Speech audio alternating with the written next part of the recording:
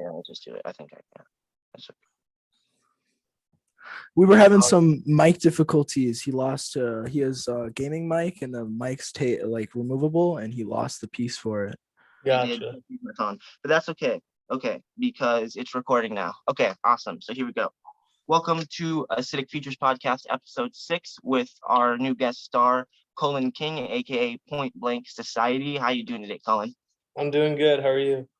Pretty good, pretty good. So is there anything you'd like to promote? Any new stuff coming out? Sure. Yeah, I released my debut album about, I guess, almost 3 weeks ago now. So that's called Ambivalence, and you can find it wherever you listen to music. Whether it's Spotify, YouTube, Apple Music, wherever. And I also am going to be on the road from June 7th to 17th. And so I'm going to be announcing some more cities soon, but so far I've got Houston, Amarillo, Colorado Springs, and Denver. So nice. Those cities, I'll be there. That's sick. That's awesome. All right. So segment 1. Okay, I call this quick draw interview because it's just a couple quick questions. So question 1. Who or what band was your biggest influence in your musical career? That's tough. I have a bunch, but it's probably a tie between 21 Pilots and Panic at the Disco. Both pretty good bands, I'm not gonna lie. I definitely love me some 21 Pilots. Absolutely. All right. Now we've got, I'm actually very interested to hear this. If you could do a remix or an original piece with anyone or band, who would you want to do that with? Oh, probably I would love to have Hans Zimmer record some of my stuff. I love his music, his compositions, but it's been crazy to see what he's been able to do with other people's music. So it'd be really cool to work with him. That'd be awesome. That'd be awesome, actually. All right. And then the third question, last quick draw. When was it that you realized that being a musical artist is what you wanted to pursue as your own career? Pretty much as long as I can remember. I started being interested in music when I was in, I would say, probably 2nd, 3rd grade. That's really been my main interest since then. Awesome. That's pretty sick. So you can play instruments, correct? I believe you can play like the piano. Yeah. The piano, the guitar. I don't remember all of them. I do remember reading them though. You're good. Yeah, my main thing is definitely singing, but I can hold my own on piano and guitar. I'm always trying to improve that though. Nice. Right. I play guitar. I'm still beginner. I mean, I can play a few songs, like the intros to songs. I listen to a lot of like Metallica and like 3 Days Grace, Korn, stuff like that. So I play a lot of rock songs. But I actually did get into writing songs and music. I want to start making raps. My buddy has a studio, and that brings me to my next question. Do you have your own like house studio, like in home, or do you go to a different studio? So I do have a little setup here at home, just to kind of like jot down ideas and demos. But I never end up really releasing anything that I do by myself at home. The producer I work with, his name is Nick Scott. He lives in Michigan, so he pretty much is the person who pumps out the final product in his home studio. He's got an awesome setup, but whenever if I'm not able to record the vocals with him, there's a place here in Austin that I go to called Spitshine Studios, and I record my vocals there, and I'll send them off to Nick, and he kind of puts it all together if we're not able to work on it, physically in the same room. Right. Nice. Awesome. Yeah. So Houston. So are you from Texas? Yeah, I'm from Katy, Texas, which is right outside of Houston. And then I moved here to Austin when I guess 2015. So I've been here since then. Awesome. I literally like maybe 2 weeks ago just moved back from Texas to Minnesota. Nice. What part of Texas? I was first living in Lake Dallas, and then I was living in Denton for a little bit. And when I was like maybe 3 or 4, I lived in Irving. Okay, cool. Yeah, yeah. Denton's pretty nice. It's just a nice little town. It's like in Lake Dallas was really small. Like, I mean, you drive for 5 minutes and you just hit currents like that. It was just really weird. Yeah. Is But it I all mean, both in Minnesota? yeah, I used to live in Minnesota and I moved to Texas for a year. I just moved back so we can shoot our TV show and then our movie that's coming up. Yeah, I'm like from the big cities, like Minneapolis. So it's really weird to be in a small city, but I like the smaller towns. Nice. I definitely I do. heard you talking to Tommy Chong a little bit about the Fucket List. Is that what it's called? The movie? Yeah. It's called Cool. the Fucking List. Nice. Where are y'all like in that process right now? We haven't even started recording it yet. I'm not even gonna lie. We are recording it this summer. It's going to be for my birthday pretty much. Like that's around the time we're gonna leave, and we're gonna be driving from Vegas or Minneapolis to Vegas. And like Eric Andre came out with a movie called Bad Trip, and that's Yeah, I pretty much watched how that. we're gonna do it. We're gonna do it like improv. It's gonna be more cinematic. Like you could tell his were like extremely just like out of bar, just like on top of everything. But I want ours to look. It's gonna look more kind of like I think it was Bad Grandpa with Johnny Knoxville in them, which was also really good. Like that's how we're trying to take it. It's just gonna be random. Like I mean, I want there to be a scene where in Vegas, I'll be 18, 19 years old or whatever, and I want some chick to be in a room with me, and this pimp comes in and he's like, yo, what the fuck are you doing? Where's my fucking money? And it's the wrong dude, and I'm in Vegas, and there's all these people like in the parking lot, and they're just seeing some pimp try and fight a kid, and they don't know what's actually happening. And I think it'd be like super fucking funny. Nice. Yeah. So it's gonna be like kind of hidden camera sort of stuff on top of it. Definitely.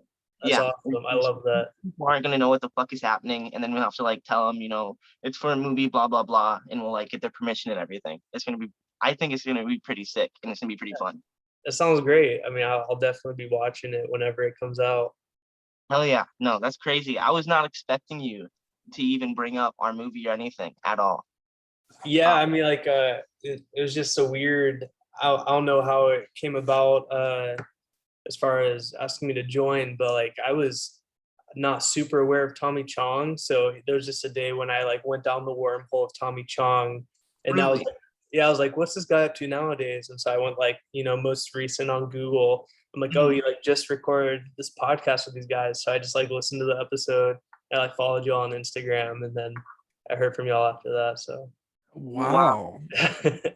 That's crazy. Wait, so you heard about us before I hit you up? yeah, I thought that y'all hit me up because I had followed you on Instagram. Uh, No. Wow. Wow, yeah, that's crazy. yeah. Wish So I was a listener. That's nuts. Yeah, no, I've never ever met someone who like had just listened to us beforehand. That's actually really fucking cool. That's a funny coincidence then.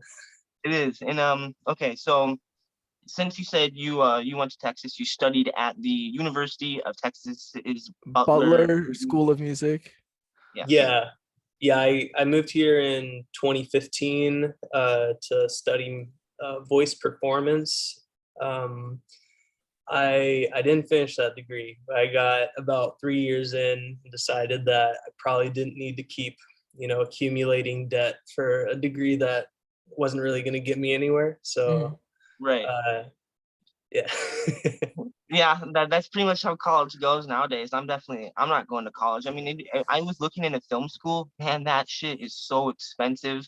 Like, there's one I was looking at, it was like 50 grand a year. I'm like, Oh my hell gosh. no, I can't do that. Are you kidding me? It's just better to go out and do it. Same thing with like music. I think the best way to do it is to just find your own experience rather than look at others.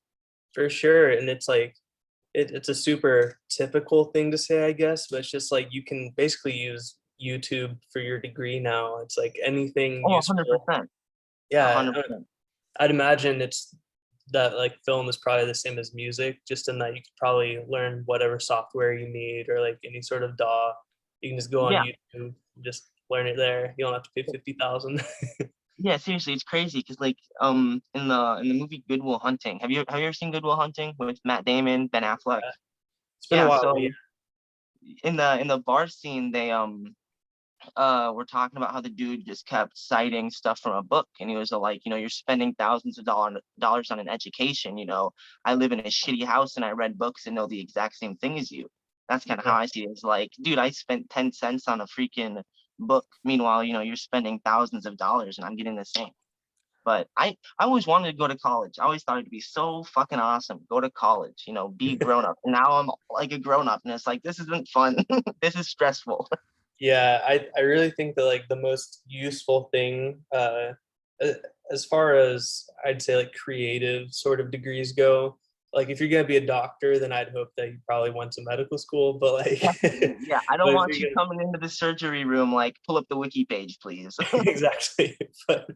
But like I'd say probably the best thing really with college, if you're gonna go into creative fields, is really just the people you meet and like the experiences you have, and then the classes. To me, like I've never really had someone approach me with a deal and been like, oh, but like how long did you go to college for? It's like it's not really an issue.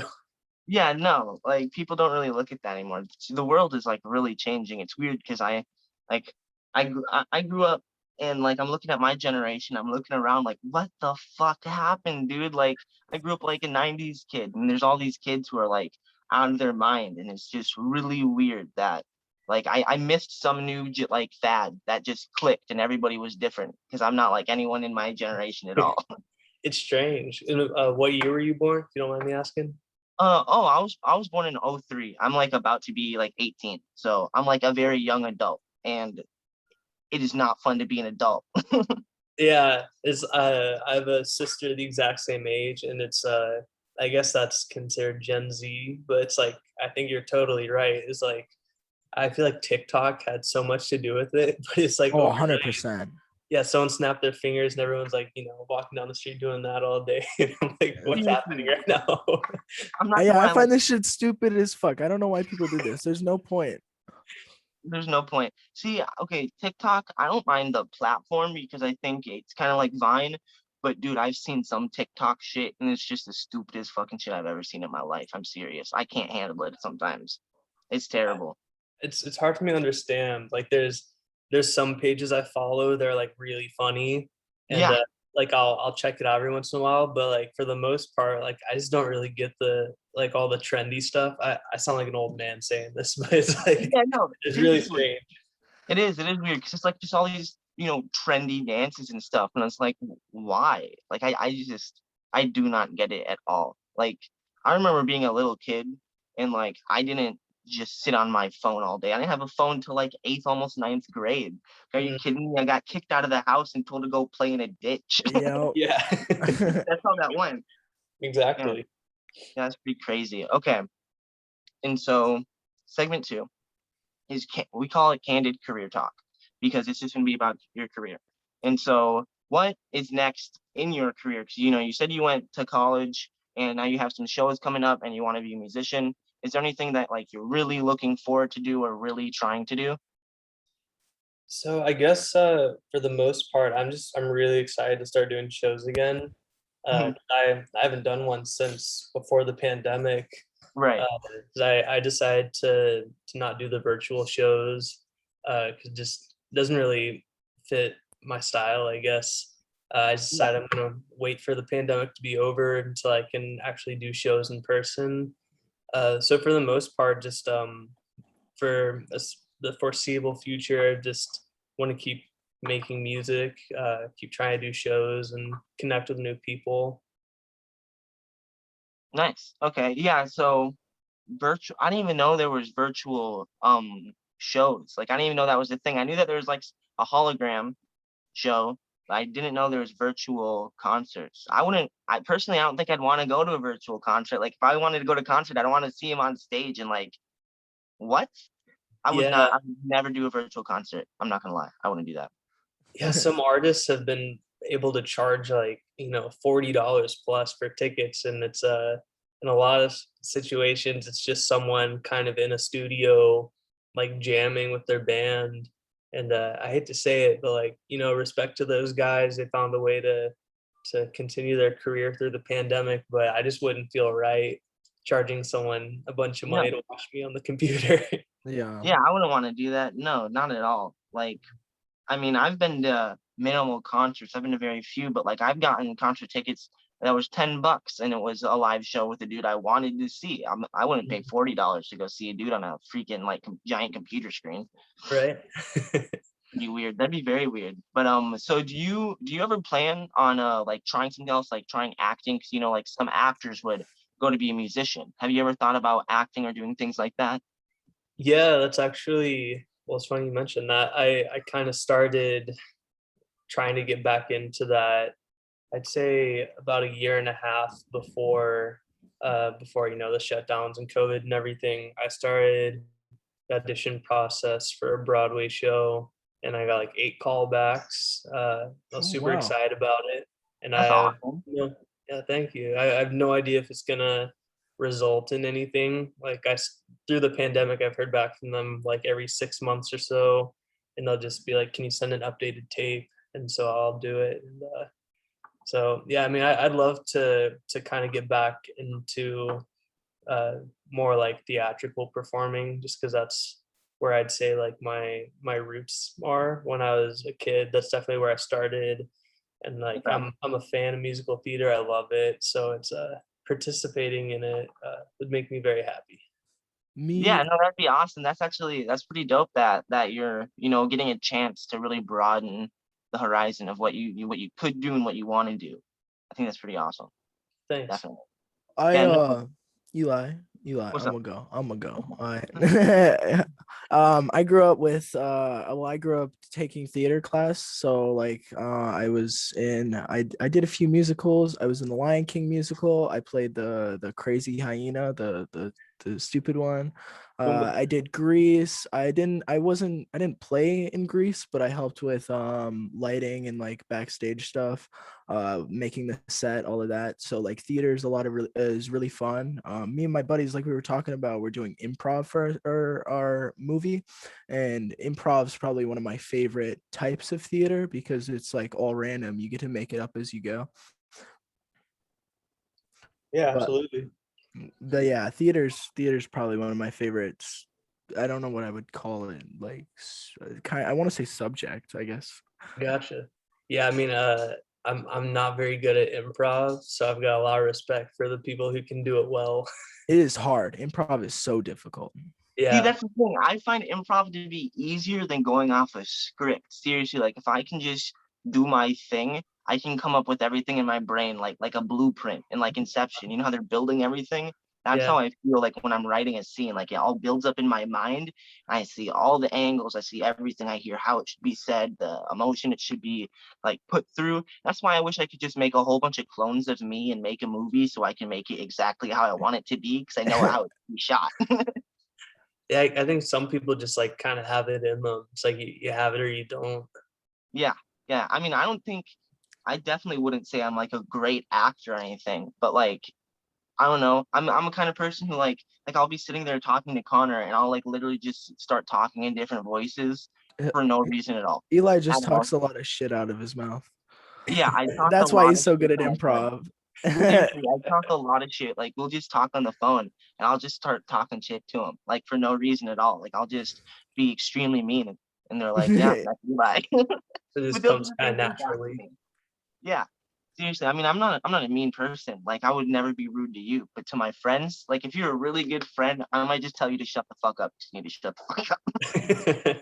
For Just sure. how that goes. But no, I'm the kind of person who likes a small friend group. I'd rather have 4 quarters than 100 pennies. That's what Al Capone said, and I think that hits the spot. Absolutely. Yeah. And so, okay, so you I was reading about it, and I believe you have a partner or had a partner, Sean. Yeah, How do Sean So how do you Wade. Hoyt? That's what I thought. Okay, I pronounced his name correctly. yeah, Sean. Yeah, it is Sean. What? No, Um. Sean Hoyt, his last name. Oh, okay. Yeah, Sean Hoyd. So how Hoyt. long have you two been working together and like doing things of that sort?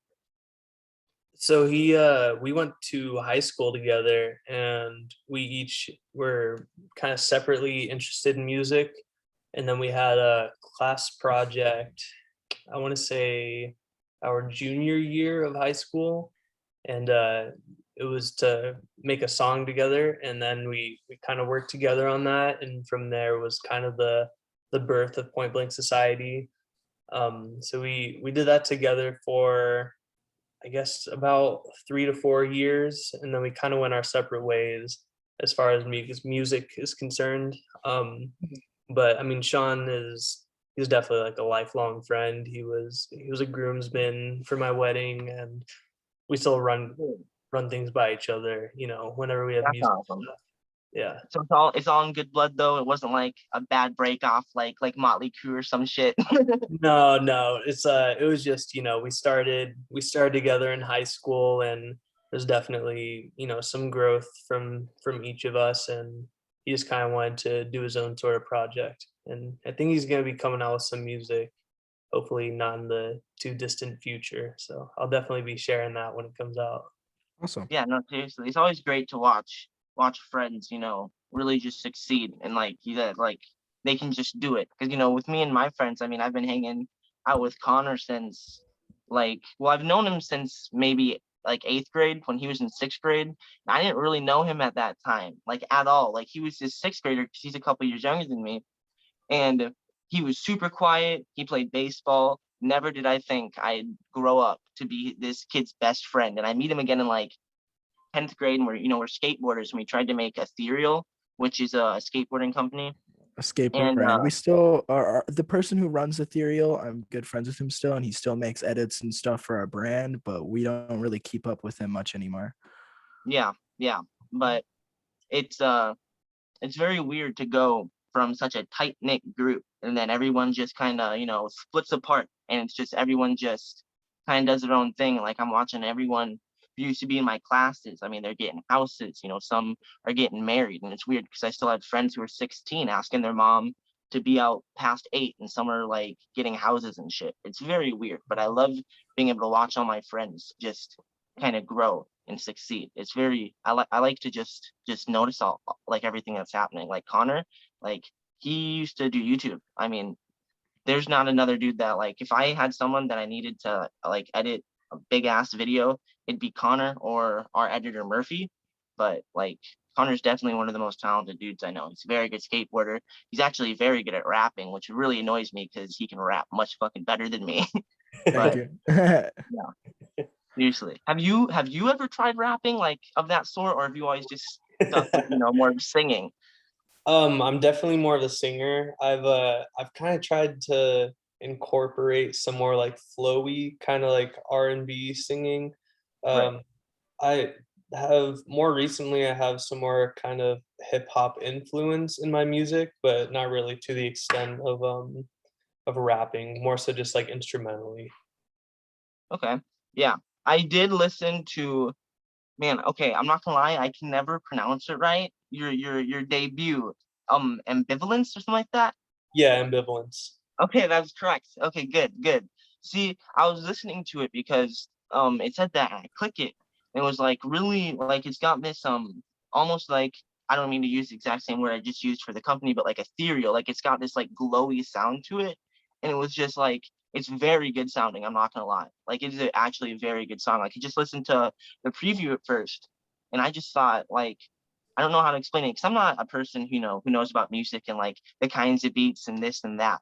But truthfully, I do think it was honestly a very good fucking song. Like I was honestly like, holy shit, this kid, like I didn't know you're obviously not a kid, but when I was reading about you, I was like, I don't know how old he is. Like this kid's got some talent, dude. I'd want to like get this dude on the podcast. Like, let's see what he can do. So I was pretty stoked that you hit us up. I was like, holy shit. But yeah, no, I'm definitely honestly excited to see all the stuff that you're gonna end up coming out with. I'm very excited. I appreciate that. Thank you. Yeah. So as a musician, some have taken their talent, higher heights, making record labels, some making other businesses. Have you ever thought of making a record label of your own someday? A little bit, but not very seriously at all. My only reason for even kind of wanting to do that at all is just because of frustration with the music industry and like kind of hating the way that you see labels run. Yeah. Um, So I think that in order to actually run a label, you have to have either a ton of money or a ton of notoriety. Okay. Um, so I mean, if I were to find myself in like a position somehow that I could run a label, then that'd be awesome. But I would want to make sure I do it the right way and don't kind of fall in the same sort of molds that all these other labels do that I talk shit about all the time. Yeah. Yeah, seriously though. I mean, I don't know a whole lot about the music industry, but I have heard people just talk crap about it and how it's just a vicious place to be. Like, if you don't like, I don't know. I hear about like Eminem, nobody wanted this white kid rapping on their label and stuff. And then I believe Dre picked him up and like dude blew up. Like it's crazy. Everyone record labels think like I think they think completely wrong. Because I've seen some people who have like tried to pursue music and have like just randomly dropped off like off of SoundCloud and things who were so good that they shouldn't have done that, but they just couldn't get accepted into the music industry. And I think it's bullshit. Yeah, that's why I really try to push for anyone who's starting out just to, do their own thing, to try to stay independent as long as they can. Because right now I think we just have this new wave of artists that are starting to realize that you don't need a record label or you don't need a contract. Because a lot of that is really just kind of it makes you feel good to be accepted by the higher powers that be. Yeah, And no, definitely. Like I definitely want like my stuff to be like Michael Scorsese or Michael. Every time Martin Scorsese, I say Michael Scorsese and I want to hit myself because he's my favorite director. But Martin Scorsese, like the one dude I would be okay with talking straight shit about to critique me would be him. Like if he told me your movie was absolutely terrible, I hated it. I'd like, what do I need to do to make it amazing? Like I'd like to know. Mhm, for But sure. And it used to yeah, be that the only way you could release music was you had to be on a label. Like that was the only way that you could, yeah. you There could. was no solo, unagented people. Yeah, exactly. So now it's like if you can make the work, and then you can upload it, and you can hit people up and ask them to listen to you, and as Yeah. long as you're willing to put in the time, you don't have to sell your soul in order to have people listen to your music. Seriously though, and I mean, we have so many new platforms now. I mean, back in the day, 30 years ago, you had to go out and you'd buy, a track, you'd buy a CD. I mean, way back the day, you'd go back and you'd buy like literal cassette tapes and like 8 tracks and things like this. And now it's a click away and you can upload it to like tens of hundreds of sites and anyone can listen to it at any point in time for free. You don't have to go out to a music store and look through all the vinyls and everything. But I mean, I always think it's super cool to go look through all the vinyls and stuff. I always liked that, but it's crazy how anyone can do anything now. I don't think people Yeah. are realizing that. Hmm. Yeah, I Yeah. think it's pretty cool though. Yeah. One thing I'd Yeah, I like to think say, those. one Oh, thing go. I like to say about the music industry, or just about any industry at all, whether that goes for like cooking or acting, music, whatever it is, people are critiques, for example, they don't understand that the music isn't people that critique music, movies, all of this, they don't realize that it's subjective. They don't realize that it's not supposed to pique everybody's interest. It's supposed to hit a certain select few or select group of people that can relate or just enjoy this type of thing. And so with music and all these genres, it's hard to get accepted because all these new genres that are coming out, and it's things that the younger generations like and listen to, like hyperpop and hyperpunk and stuff like that. And all the older people, the higher ups, think it's shitty music because it's just not what they are interested in. And that's another reason why it's so hard to get into the music industry. Yeah, for sure. And like a massive part of music right now is playlisting. Like I don't know, what are y'all's like preferred platforms when you listen to music? I Oh, I use like SoundCloud. Pandora, SoundCloud, and Spotify. I use all three. Gotcha. Cool. Yeah, for SoundCloud, I haven't really uploaded my stuff on there, but for Spotify in particular, it's like where where almost everyone goes to listen to music now. It's just like a knife fight to try to get on a playlist nowadays. And so whenever you go to upload your music, the pretty much the first thing most people try to do now is go find these big playlists and get in contact with the curators. And what you said is totally true, because I'll submit my songs to probably like 100 playlisters within the first day that I schedule it for release, and like probably 90 of them will get back to me and be like, yeah, like I don't really like it. It's not my vibe. Like doesn't fit my playlist. Not the right genre. Um, Yeah.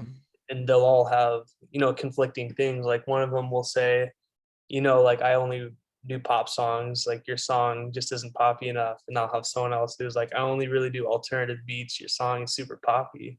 So I'm like, What? That's what? That's so weird. yeah. So everything's just super subjective, and it's just, there's billions of people out there. So I think as long as people do what makes them happy and kind of what they feel like they should be making, there's always going to be the right people who enjoy what's being made.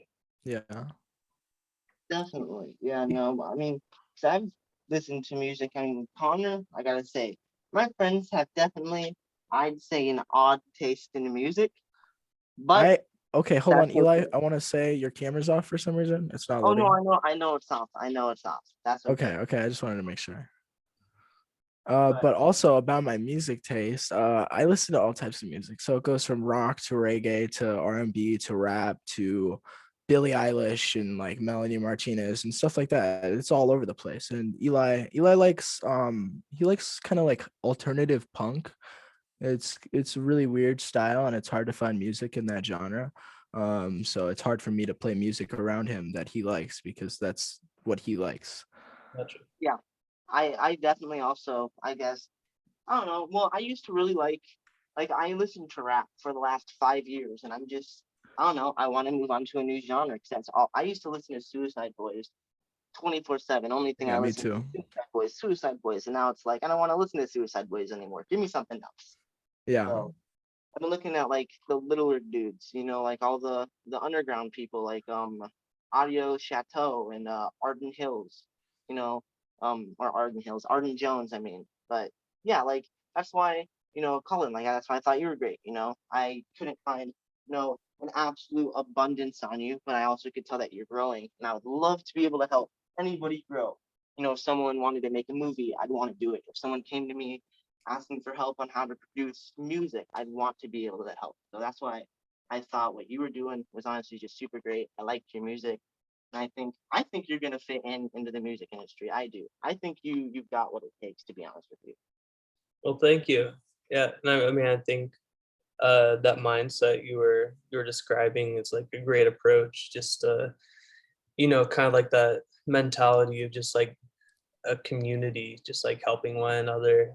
So I'm absolutely all in on that. Just like anytime I hear something I like, I try to pump it out, and I try to help really anyone that I enjoy their work. Right. Like honestly, that's what I think it's all about. You can't.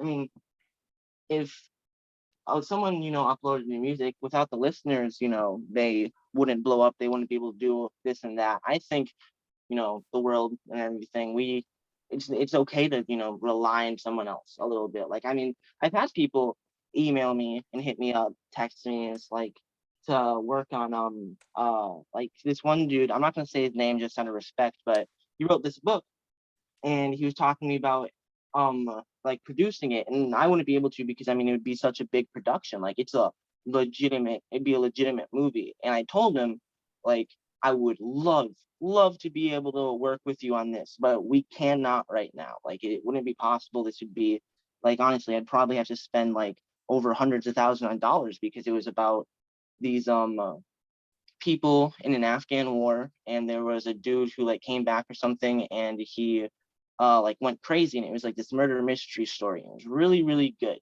but I just wasn't able to, and I felt really bad having to say like I cannot help you with this, but I really really want to. And so when people are like reaching out to people and they can't find someone who's able to help them, I always feel really bad. And that's why I think there needs to be more platforms of like kind of like SoundCloud, but SoundCloud isn't like extremely a supportive platform, I'd say. It's kind of your own thing. I think there should be a platform where you upload your music and then there's like certain people who listen to it, kind of like how you're saying, the playlisters, and like they all send it out there and everything. I think that'd be super cool. Yeah, I But totally agree. I've been told I have a very odd thought process on a lot of fucking things. So like, Eli, you didn't really make sense. I'm like, that's okay. I know what I mean. I don't really need you to understand me. And that seems to be kind of how people nowadays are able to find success, because unfortunately there's a lot of super talented people that just try to replicate people that they've seen find success before, and that just doesn't really seem to work. It might work in like 0.1% of people, but nowadays at least it seems that the people who are kind of finding success are doing it because they have their own unique way, and people like something new. It's hard to Right. find new. Yeah, the saying like think outside of the box. The box is so fucking big now. It's a huge box you got to think outside of. I mean, there's so many new things that are happening. I mean, like Suicide Boys, before Suicide Boys, you didn't really hear, death rap. Like my stepsister said that they sounded like man, I don't remember who, like SPM or something like that, like old Mexican rap. I'm like, that doesn't even make sense. But I listened to them and it was really good.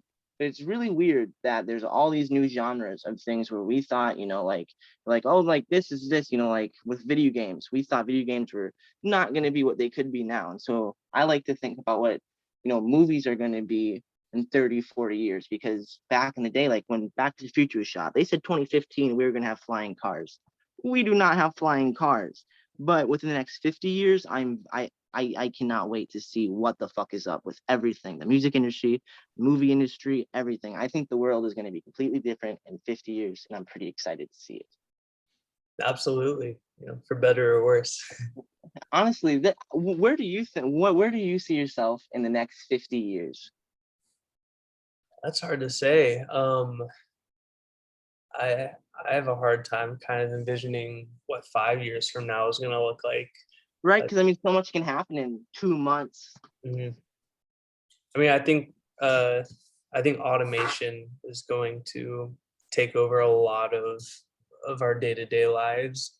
We're already seeing that right now, like with driving. Like I have a Tesla, and I'm amazed, every time they come out with a software update, how like my car almost drives itself now. It's like, we're seeing that in production, where people are trying to do that with music and writing, which I hope and I don't think AI will ever totally take over the creative space, just because you kind of you need humans in order to make original thoughts. I have a hard time thinking that you're going to be able to make AI create originality or art of any sort. But yeah, I guess my short answer is I think there's going to be a lot of change, just hopefully for the better. Hopefully for the better, that is for sure. Because I mean, we can either get robot apocalypse or we can like have world peace in the next 50 years. It's a very shady line right now. Within the past 2 years, some shit's gone down. Who knows what's next? Yeah. I don't know if you know this. Elon Musk, the guy who made Tesla, of course. He's saying, well, we've already built AI and technology for all of the social media we use. The things that pop into our feed of people we don't follow is all done by AIs, and it's because they analyze what you follow, what your interests are, and then put that stuff into the feed. And as humans, we're not able to understand how these AIs came up with a what is it called? An algorithm. An algorithm to figure out what we're interested in, and we don't understand it. And that's why Elon Musk is trying to do the brain thing, the neural the Neuralink. He's trying to make it to, if we can't understand robots in the next 10 years, we need to be able to put ourselves onto the level of like intelligence and like at the same level as them to be able to carry on with humans. Otherwise we'll die off. Yeah, I find that super interesting, and I kind of have a hard time comprehending it, to be honest.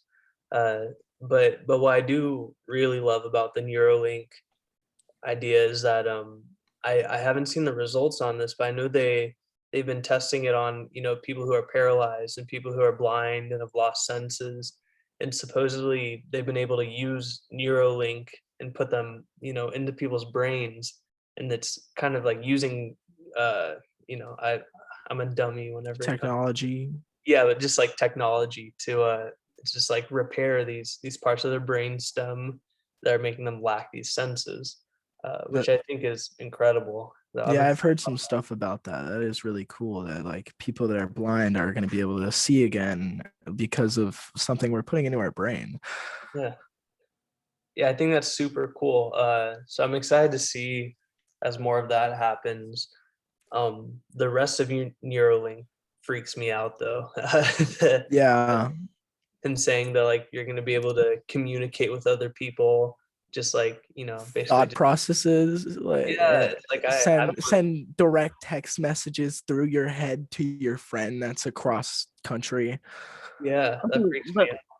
the thing is, like if we were able to just send a message through your thoughts, what if like you accidentally send a message, you're thinking it, but like You okay, send it so to the wrong person, like there's this Snapchat. saying like it's called the call of the void. It's originally a French word. I don't know how to say the French version, but like it's if you're looking like off a bridge and you think I could jump off this right now, but you never ever would, or like you're in an airplane, it's like you could like just jump out of the airplane, but you never ever would. That's called the call of the void. Oh, just So because you're thinking it'll happen. yeah, Is that so what like if you're thinking, like you wanting to send a text to somebody and then it just sends it, even though you weren't wanting to actually send it, like I think it would be so much harder to do what Elon is wanting to do that it's not going to happen within the next like 20 years. you Yeah, also gotta think about like the technology that we have for public isn't what they have like a secret. Like they're I mean, way more ahead in technology, like NASA, not even like just the the government. government was able to clone before they told us they could clone. I guarantee you they know how to time travel. Oh, probably. I I wish I don't could. know. I have a hard time thinking that, just because when you listen to people like Lex Friedman and Elon Musk, they all say that they think now that the public sector is way beyond the private sector, just because like what motivates people to do so well and advance so quickly is usually money and clout, and you can now make more money and get more clout on Twitter and from the public sector than you can working for the CIA, because like Yeah. if you go to the average like super genius, I think that they would probably be more likely to want to make millions of dollars and become famous than you know live in Right. secret and create these secret like secret advanced technology Yeah. just for the good of the country. So I could Yeah, see they'd it going rather either like way. put something out for the world rather than it to be hidden. Yeah. Yeah.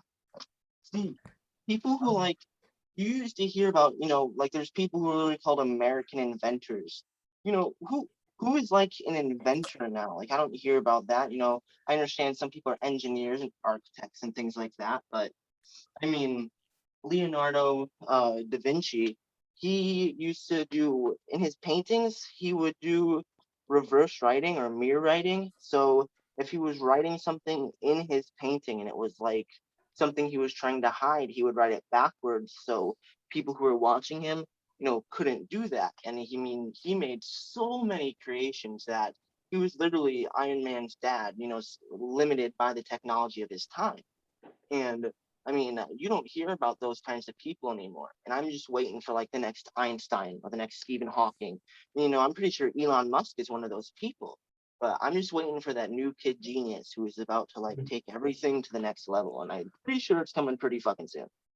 And speaking of that, like if we go back, what is it? Not I want to say 20, about 20 or 18 years, 2002, 2003, when like Facebook first came out and everything. Mark Zuckerberg, he changed the internet for forever. There was no websites or anything along the lines of stuff like that unless it was on private or like private secure web browsers, like how Harvard has their own like web code, like that only people that go to Harvard or work at Harvard can use that web code. Mark Zuckerberg was the only person to create a social platform that was you're able to talk and share, and that's why we have Snapchat and stuff like this now, because he made Facebook. Well, there's MySpace. MySpace was kind of big. I mean, and then Facebook came out a couple years later and blew it out of the fucking water. Yeah. Well, yeah, there was MySpace, but it wasn't as it was like the first one, but then Mark Zuckerberg took that to a whole nother level. And did you know he scored perfect 1600 on his SAT? No, I didn't know that. I'm telling you, he's a robot. He's definitely a robot. Okay, so we are, or hang on one second, let me make sure. We've been going for about 50 minutes. Segment that's usually called Strain of the Day. It's called this called Strain of the Day. It is we are a stoner podcast, and so the strain of the day is I don't know if you're extremely interested in the marijuana information, but we usually do have a strain of the day like we do with Tommy Chong and all of our other ones. But today the strain of the day is Do-si-do, and so Do-si-do is an indica dominant hybrid with qualities similar to what it was bred from. You got the OG KB and the Girl Scout cookies. It was a phenotype of Girl Scout cookies, and it has the glittering trichomes and lime green lavender leaves. The strain is like literally a feast for your freaking eyes. Honestly, a Do-si-do is always very beautiful strain. Like I think so. I'm pretty sure it's Connor's favorite strain. It is. The aroma is usually sweet. It is usually pretty earthy. It's got like that skunky smell. Yeah, no, seriously. And then usually, hang on, I'm sorry, I apologize. I gotta pull that up. It helps with like being relaxed, makes you euphoric, kind of happy. You don't get extremely sleepy, really. I usually don't. It's a pretty lax kind of side effect weed. It just Mellow. gets you nice and bright, happy, just mellow. Do-si-do is definitely relatively hard to explain. Like that was kind of off the top of my head and like stuff I've read on Leafly. Like I think I remember Leafly saying it's a feast for your eyes, and I was like, okay. But I was really wanting to do a music, like a song of the day, but I didn't know what kind of music you were really into, Cullen, and I wanted to like choose something that like you would have like absolutely thought was amazing, like your favorite artist or something, but I didn't know that. Have him choose a song right now. What's your favorite song that you've been listening to recently that you just want to recommend? I listen to so much new music every day. That's kind of what I do, probably like 5 hours per day, is just try to find new music. But I have been really into Chase Atlantic recently. I think they started off like on the Warped Tour scene, but then they make more like kind of like R&B, but also like kind of indie tronica as well. Let me think of what are the songs. There's so many good ones. Depending on what kind of music you like, I would say Swim by them is good. If you're one more of like a melodic kind of feel, I'd say Falling by them. And if you want something with some soul, Love Is Not Easy is another good one by them. Okay, sick. I'll check them out. Yeah, that sounds pretty good. So, okay. Now you said, you do concerts. What would you say is your favorite concert that you ever actually went to and saw? Probably the first time I ever saw 21 Pilots live, because I loved their music already to begin with. So they certainly didn't have to do anything to win me over live.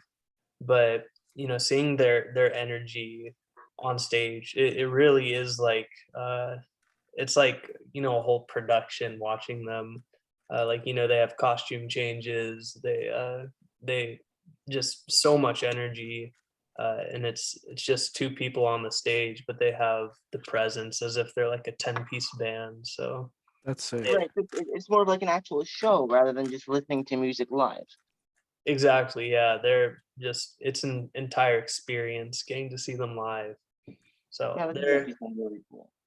yeah, they're one of those bands that they've blown up and they've found this massive success, and it makes me so happy just because like when someone special like that finds that much success, it's awesome.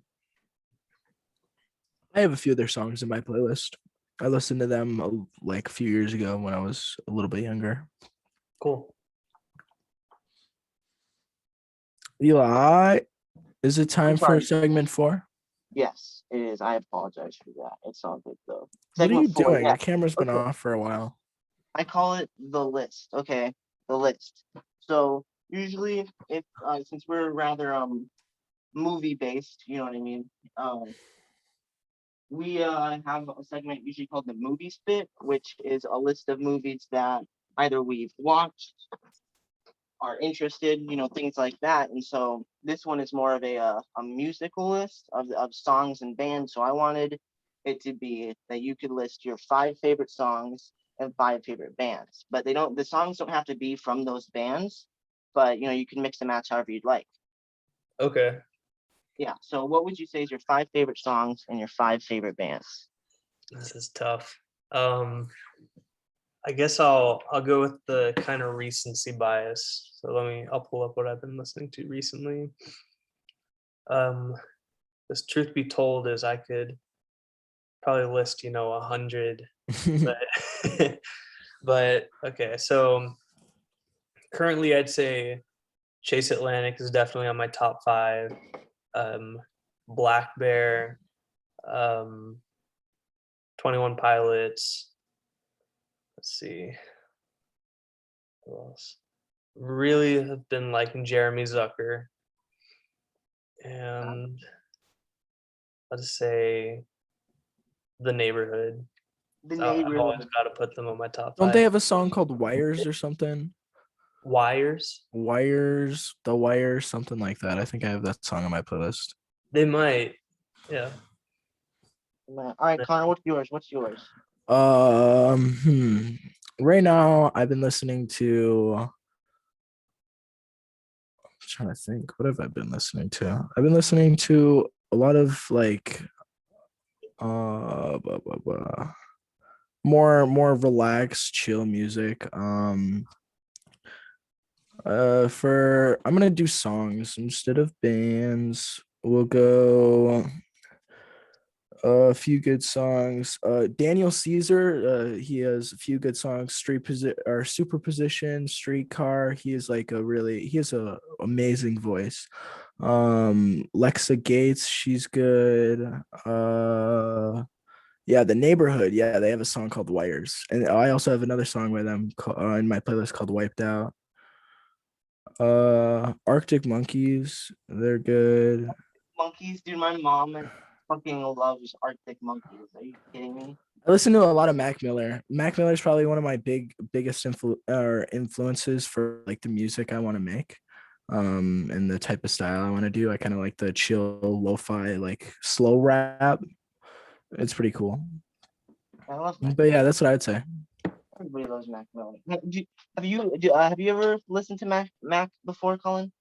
Oh yeah, he was when I was in high school was probably like at the peak of his success. So yeah, Really? I like him a lot. Yeah, no, man, Mac is so sick, dude. Like, Cullen frozen pizza, no joke. That's like it at my funeral. I'm gonna play Kool-Aid frozen pizza. Like, That's that's my awesome. favorite. That's probably one of my favorite songs, to be honest with you. For me, I'm gonna just do songs. Well, I could do bands. I could do bands. Okay, I got it. I'm not gonna lie. I really like Black Sabbath. My stepdad used to really like them when I was younger. I wasn't a huge fan of rock, but dude, Black Sabbath's so good with Ozzy. I'm not a huge fan of Ronnie James Dio. I'm not gonna lie. So Black Sabbath, gotta put Zeppelin in there because Zeppelin's fucking amazing. Um, honestly, Joey Maxwell, he's pretty good. I mean, he's just a solo dude. Joey Maxwell's good. Um, Audio Chateau, they're pretty good. They're kind of punk. This Ain't a Scene by them, fucking amazing, really good. And honestly, obviously I gotta put our boy Cullen up in there because this man's gonna get to the fucking top. No joke, for real, dude. I'm honestly excited for like your new shit. I'm not gonna lie, because I really did think Ambivalence was really good, and I was like, wow, this is gonna be fucking good. So no, you're definitely in my top 5 for the newest, bands that I really, really, really like. Well, thank you. Yeah, no. Especially since you're getting like shows and stuff now, and you're like planning on going out and like performing and all that. Like with it after the pandemic, within like the next year or two, you'll probably blow up. For Hey, I sure. mean, I hope so. As long as I can, find a way to just sell tickets and not have to have a day job. That's the Yeah, dream. I'm serious. I do not want to have a day job anymore. That sucks. I hate it. I want to just get to the point where if I decide, I'm like, I'm gonna go make a movie, and I just go and make a movie, and then I go sit on my ass for the next like 3 years. Right? That'd be great. You can like That's just great. randomly be like, I'm gonna go on tour, and you go make like couple $1,000. For sure. That'd be great. That'd be great. Well, I don't know. I mean, I don't know how much people usually make on tour, to be honest with you. I don't know how all that works, like if it's through royalties or if you make money through tickets. Like I have no idea how any of that works, to be honest with you. Yeah, it's just this kind of, I guess, ties back into the whole music industry conversation. Is I mean, if you're an independent artist and you're doing well and you can sell tickets, then you're pretty much bringing in however many tickets you sell. That's all profit. But if you're on a label, then you might be making the same amount of money as an independent artist drawing in 300 people to a show as someone who signed to a label and is bringing in 1,000 or 1,500 people to a show. So it varies a lot. Jeez, wow. I didn't Wow, realize it I was didn't like know. that. Yeah, but at the Jeez. same time, it's like it's debatable. A lot of people would argue that the labels deserve that because they're the ones they're blowing you up and they have all the resources to get those people to your shows. So I don't know. Yeah, I feel like the connections you have and the people that you can meet is a really big thing for solo people to like progress and make their way to fame and all of that. Like, because if you don't have good connections and you aren't able to like hit up people to get other or like producers and stuff like that, like you won't, if you can't do it yourself and you didn't learn how to do it, you probably won't be able to do it. And that's another hard part with music is it, people that go to labels, they are going to labels because they can't find um someone that won't do their stuff just to help them out or just to have fun making music. They're trying to they go to someone that has the resources, but they're greedy with the money, and shitty. Sometimes a label will even see someone who's very appealing and they'll swoop in and it just depends on who that label is and what their intentions are, but it can either make or break that band or act, whatever it is. Yeah. But yeah. I didn't know that. So,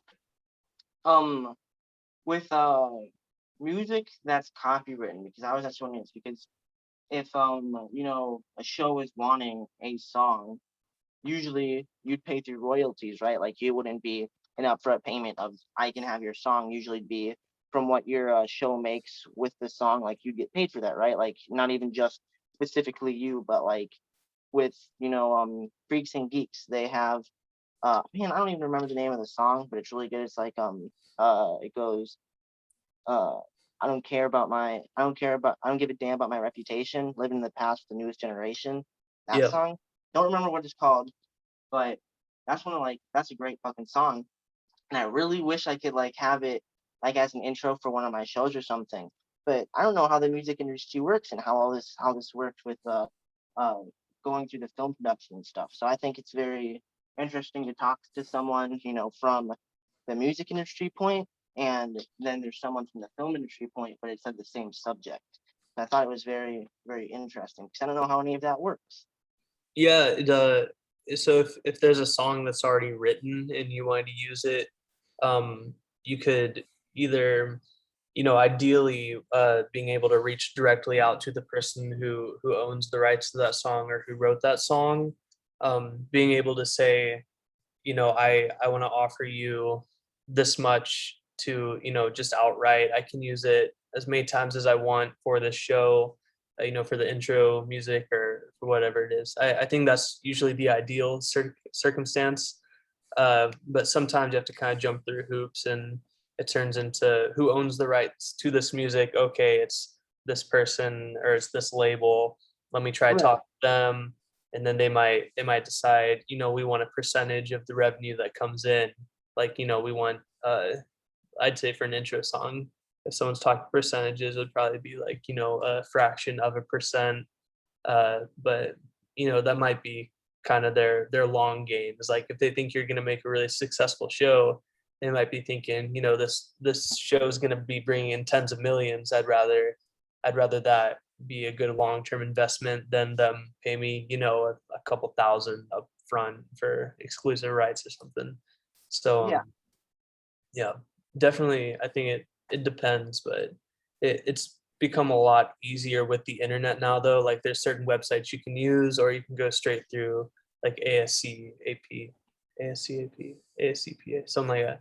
I don't know. I always forget the acronyms, but you can go through these different sites, and you can sometimes artists will make it to where you can just use their music, and as long as you give them the credits, then uh, like it'll automatically roll back those royalties to them once or twice per year, sometimes every quarter. Okay, that's interesting because I was looking into it, because I mean we plan on having a show, and I plan on having an intro song, but I don't know how that works because I just I used to want to be a mechanic. I used to also want to be a musician. Then I found out I can't fucking sing, so I was like, interesting. Okay, that's not gonna happen. But with a mechanic, there's anything I could learn about the car I wanted to, but then I kind of grew out of my whole car phase, I guess. I still absolutely love cars, but I'm not like I couldn't fix a car for the life of me probably. But with filmmaking, there's everything. Everything is just there's so much to it, and I want to learn everything about it. And so it broadens over to so many different aspects. So because there's directing, there's producing, there's the editing, there's all this. And like that's what I love to do. I like to do it all. I mean, I run my business page. If someone's emailing someone or DMing someone, they're talking to me most likely. I'm a writer. Like I love doing absolutely everything with the film like industry. And I think it'd be super cool to be able to work with someone on the music industry or like with film and everything, even with a music video or someone we're making original music for my movie or something. I don't know. I really think it'd be cool to work with a lot of different people who are in different aspects of their jobs, but it can still correlate to what I'm trying to do. And I think it'd be really cool to do that. Yeah, absolutely. Yeah. I think that'd be pretty fun. Have you ever thought of like making original music for someone else maybe, or like doing something of that sort? Yeah, I've Because done a little bit of that, mostly just through either features or just helping someone, co-write in kind of a small way, typically just through like lyrics or melody. But yeah, something something that does interest me is like, being able to do something from scratch. That's something I'd like to get into a little more, is someone maybe approaching me and saying like, we want to make this type of song for this project, and being able to kind of step outside of maybe my comfort zone of what I release as, Point Blank Society or as my own music. I'd really like to get kind of more into that space of like, this isn't exactly my lane, but I can write it for someone else. right, okay, I see what you mean. Yeah, pretty cool. Yeah.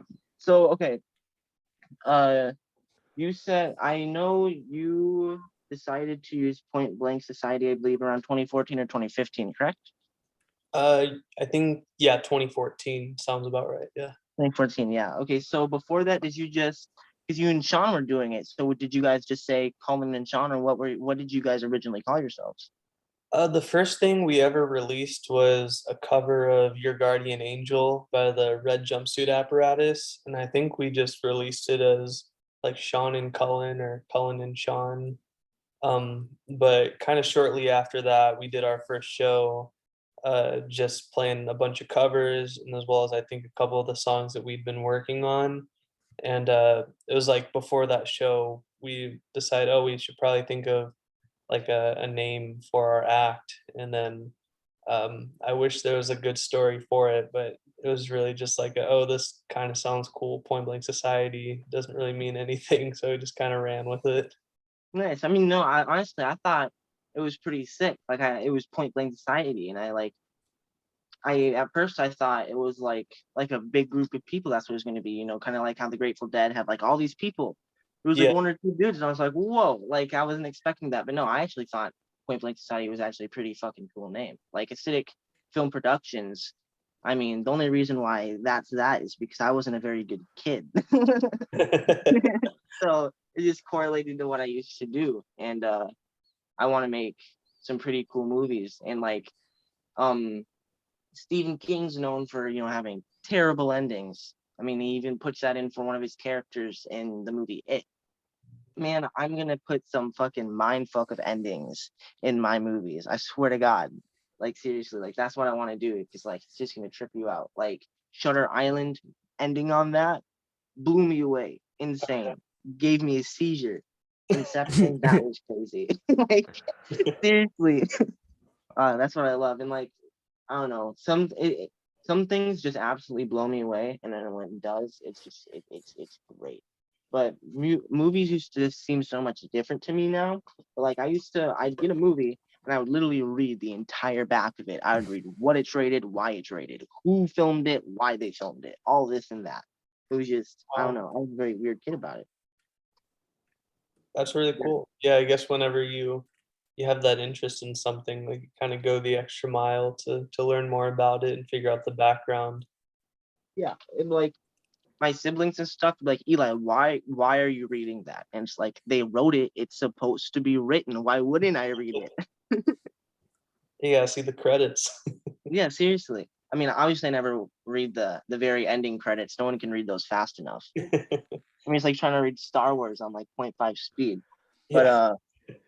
so there was one more question that I did want to ask you, because we did finish segment 4.